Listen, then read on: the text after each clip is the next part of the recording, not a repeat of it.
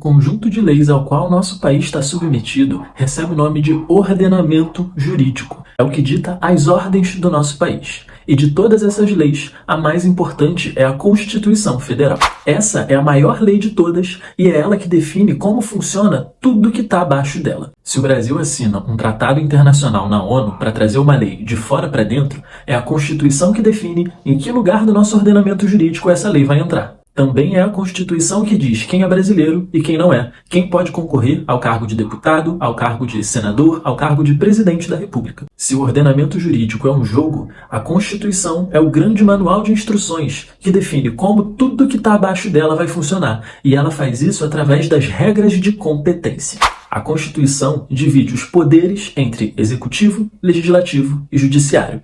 E ela divide o Brasil em uma organização político-administrativa. Ela separa os cargos políticos e a administração pública em grandes regiões. A federal, que é regida pela União, a estadual, que é regida pelos estados, e a municipal, que é regida pelos municípios. E essas duas coisas se combinam. Você tem o poder associado à divisão territorial. Existe o executivo federal, o executivo estadual e o executivo municipal. A Constituição Federal também dá essas regras para o legislativo e para o judiciário. E aí, depois que você entendeu essa estrutura, a gente pode falar nas tais competências. Competência é sinônimo de responsabilidade. Se alguma coisa é competência do Estado, quer dizer que o Estado é responsável por fazer aquilo. E todas essas regras de competência estão discriminadas lá na Constituição Federal.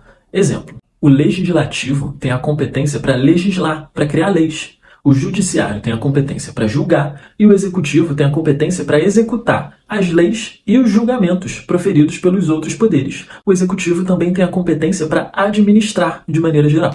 E aí essas competências dos poderes, elas também estão divididas em competências territoriais. Existe uma competência legislativa federal. A União é responsável por criar leis sobre transporte e trânsito. É por isso que a gente tem o Código de Trânsito Brasileiro, porque a competência é da União. Se essa competência fosse do Estado, a gente teria o Código de Trânsito Baiano, o Código de Trânsito Mineiro, o Código de Trânsito Paulista e por aí vai.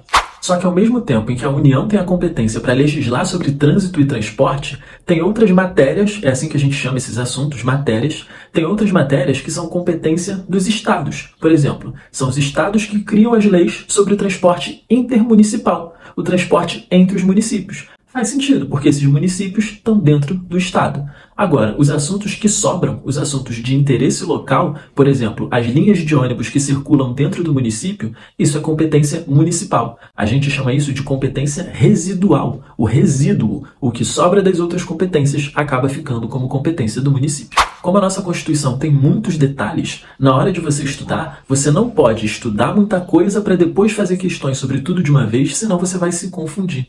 Você precisa fazer pequenos pedaços da matéria e a cada pequeno pedaço você faz muitas questões.